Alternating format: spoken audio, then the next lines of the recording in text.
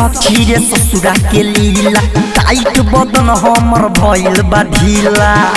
रे सखी हाँ हाँ कहा कोई सखी रे ससुरा के लीला टाइट बदन हमर भइल बा ढीला पटे नु सुता के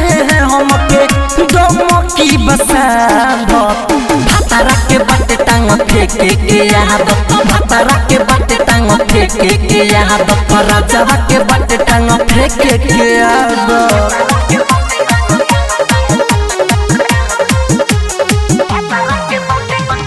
ज्योति रिकॉर्डिंग स्टूडियो घोड़ा सहन लखान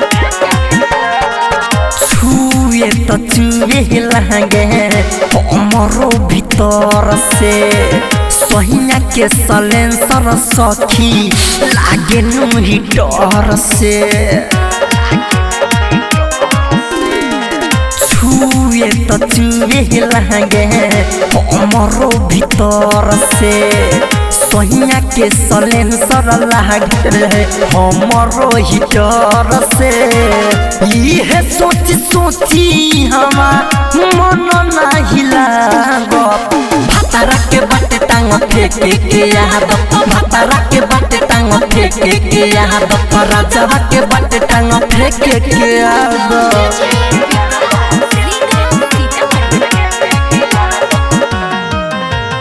म्यूजिक बाय विकेश भोजपुरिया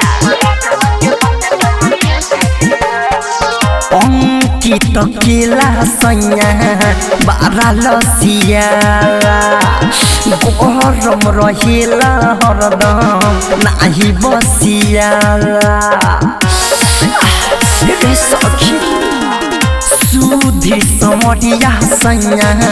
बारा लसियाला गरम रहेला हरदम नाही बसिया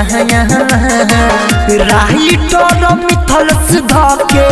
बाटे ओ में गाजत भातारा के बाटे टांग फेंके के याद भातारा के बाटे टांग फेंके के याद राजावा के बाटे टांग फेंके के याद कहा कोई सखी रे ससुरा के लीला टाइट बदन हमर भइल बा ढीला